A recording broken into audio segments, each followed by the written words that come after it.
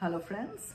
My previous podcast was about abuse in relationships and domestic abuse, violence again in maybe family relationships against children, the vulnerable groups like women or dependent women. But the next podcast I thought I should make about men. Now, men are no less a victim of domestic abuse. उनका number कम हो सकता है, percentage कम हो सकती है, पर ये बहुत शार्प और बहुत ऐसी रियलिटी है जिसको हम जुटला नहीं सकते. एक्चुअली मेन की विक्टिमाइजेशन भी बहुत बड़ा इशू है और वो अंडर रिपोर्टेड है. इतने मेन डोमेस्टिक वायलेंस के विक्टिम्स हैं जो शायद रिपोर्ट ही नहीं करते, तो हमें एक रियलिस्टिक आइडिया नहीं है. दो ऑफ कोर्स हमें पता है कि विमेन का नंबर हायर है, पर मेन को भी हम इग्नोर नहीं कर सकते. तो when I talk about domestic violence against main, please remember, पहली चीज, यू आर नॉट अलोन. आपके जैसे बहुत लोग हैं, बहुत सारी प्लेसेस पे लिखते हैं और अपनी इश्यूज शेयर करते हैं. You are not alone. You know, it happens more often than you might expect. आपको लगता है अरे ये तो विमेन हो सकती है, नहीं, मेन भी होते हैं. हर कल्चर में और हर इकोनॉमिक स्टेटस में हो सकते हैं. Men are also more reluctant to report abuse. क्यों हैं इतने reluctant? क्यों नहीं बताते हैं? I'll just tell you some of the reasons, maybe around 7 reasons for it.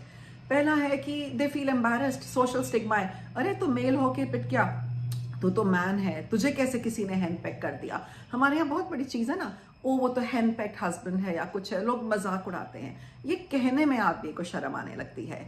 They feel that they won't be believed. अगर कोई आदमी पुलिस स्टेशन जाता है तो पुलिस वाले भी उसको सीरियसली नहीं लेते. कौन मानता है? कहते हैं कि किसी चीज़ से बचने के लिए. तो मेन के लिए तो हमने सिचुएशन बहुत खराब कर दी है और डरते हैं कि पार्टनर कोई रिवेंज लेगा. मेन के मन में एक पुलिस का फियर, लॉ का fear, because laws are usually not favouring them, उनके अगेंस्ट हैं, तो वो डर के मारे ही अपनी सिचुएशन खुल के नहीं बता पाते हैं. फिजिकल अटैक का बहुत फियर है, बिकॉज मेन हाथ उठाएं तो बहुत बड़ा इशू है, विमेन उठाएं तो शायद वो बता भी नहीं पाते और डरते भी हैं कि ये हो सकता है. एंड लैक ऑफ मैस्कुलिनिटी, लोग हंसेंगे कि बैचेस मोह कि क्या है तुम, क्या you are not a man, तुम मर्द नहीं हो. तो इन चीज़ों से मेन बहुत डरते हैं, बताने से भी झिझकते हैं. स्कैर्ड ऑफ ये जो फेमिनिज्म एक्टिविस्ट है ना, बहुत सारी NGOs, झोला बड़ी बिंदी वाली विमेन जो हर जगह नारे लेके चलती हैं, इनके इन्फ्लुएंस से भी डरते हैं और बायसेस से डरते हैं. ये नहीं है कि वो कुछ अच्छा नहीं कर रही हैं, कईयों के लिए कर रही हैं, पर बहुत प्रेजुडिस्ड हैं और उन्होंने मेन के लिए तो शायद कोई स्कोप ही नहीं रखी है. एंड फियर ऑफ स्कॉन, रिडिक्यूल, कि लोग हंसेंगे, मजाक उड़ाएंगे. विमेन के लिए तो सब सिंपैथी दिखाएंगे, पर मजाक वैसे बाकी लोग उड़ाएंगे.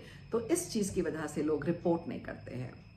आपका स्पाउस, जो फीमेल स्पाउस है, आपके साथ क्या क्या कर सकता है मेन के साथ? आपको वर्बली अब्यूज कर सकता है, बिलिटल कर सकता है, ह्यूमिलिएट कर सकता है, फ्रेंड्स के आगे, कॉलीग्स के आगे, फैमिली के आगे, सोशल मीडिया पे आपको बहुत बुरी तरह से ट्रीट कर सकता है, पोजेसिव हो सकता है, जेलस हो सकता है, आपको हमेशा एक्यूज कर सकता है अनफेथफुल होने के लिए.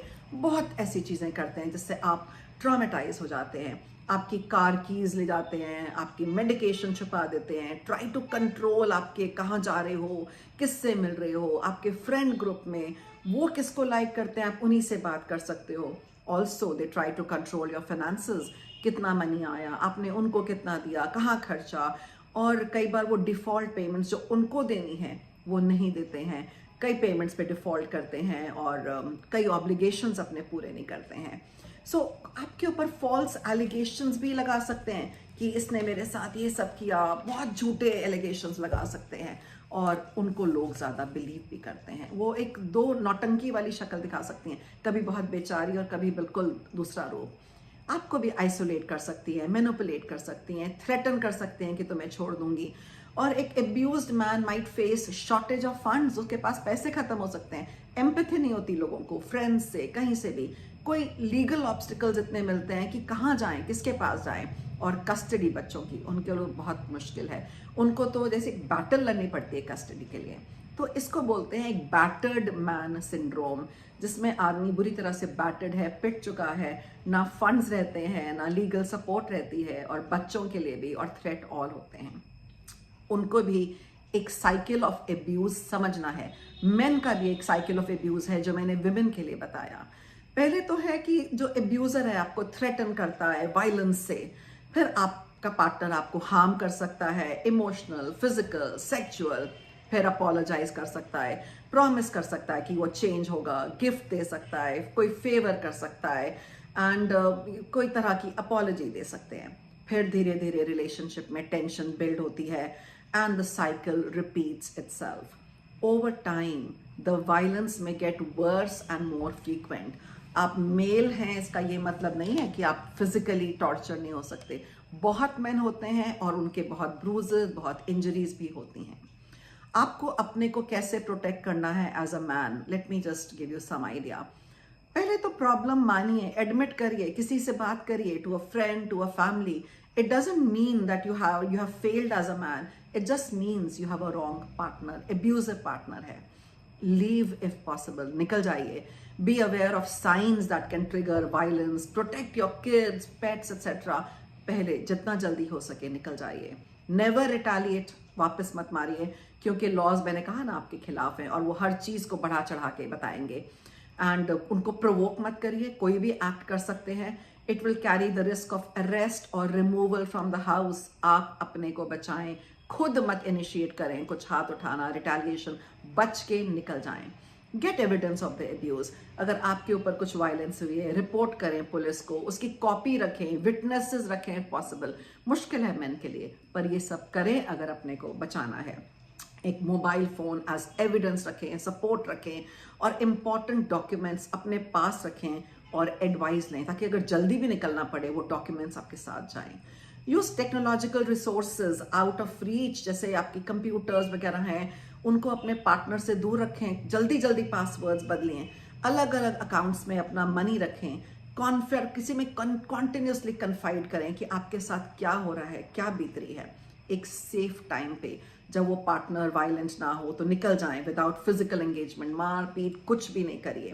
प्रोफेशनल हेल्प ढूंढें। डोंट टेक द ब्लेम, ये मत सोचें कि मैं मेल हूं तो गलती मेरी है। बिल्कुल प्रोफेशनल हेल्प देखें। Recognise barriers and line crossing कि अब कुछ होने वाला है। Have a safety plan ready, pack an emergency bag, keep important papers, money, evidence, prescriptions तैयार रखिए निकलने के लिए। Keep a phone close by, decide ahead कि कहाँ जाएंगे निकल के। अपना को डिजिटली सेफ रखें, फोन्स केयरफुली यूज करें। And I told you computers को स्पाईवेयर वगैरह से देखें। अपने कार में कोई लोकेशन डिवाइसेस ना होने दें। पासवर्ड्स जल्दी जल्दी बदलें और कंप्यूटर की हिस्ट्री चेंज करते रहें। नहीं तो जो फीमेल पार्टनर्स हैं वो बहुत जल्दी आप पे हावी हो सकती हैं।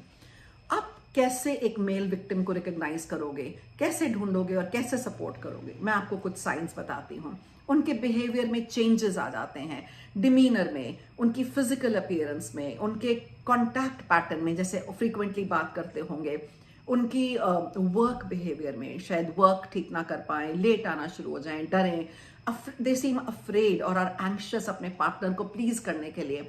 उसकी हर बात मानते हैं, जो भी पार्टनर कहता है हाँ में हाँ मिलाते हैं। अब रोज सारा टाइम उसको फोन करके बताते हैं कि वो कहाँ पे हैं। They are being belittled, humiliated, children are being turned against him. वो उसको थ्रेटन करते हैं फॉल्स एक्यूजेशन से। एंड क्या होता है कि उनको बड़ी जल्दी जल्दी पार्टनर के कॉल्स आते हैं और दे टॉक अबाउट, कई किसी से बात करते हैं कि मेरा पार्टनर जेलस है या बहुत टेम्पर है। इस चीज़ को सीरियसली लीजिए। वो मेजर पर्सनालिटी चेंजेस शो करते हैं, लाइक आउटगोइंग पर्सन इंट्रोवर्ट हो जाए, डिप्रेस्ड हो जाते हैं, एंग्शियस हो जाते हैं, सुसाइडल हो जाते हैं। They take up increase alcohol, drugs और दिखने में अनकेम्प्ट हो जाते हैं, अनहाइजीनिक हो जाते हैं। तो इन सब चीज़ों का ध्यान रखें। ये कोई चेंजेस दिखें तो आप ध्यान रखें। उनके पास सोशल मीडिया का एक्सेस नहीं रहता, बाहर बहुत ज़्यादा निकलते नहीं हैं। So what you can do, ask if something is wrong, don't wait for them to come up, express concern, don't blame, listen, validate, offer help, not advice, support करो उनके decisions को, doubt मत करो, reassure करो and tell them they are not alone, be prepared to help them. आप अकेले नहीं हैं, ऐसा कुछ है, reach out and everybody should lend a helping hand to all victims, whether men or women. I hope you all liked it and have a nice day and leave your comments.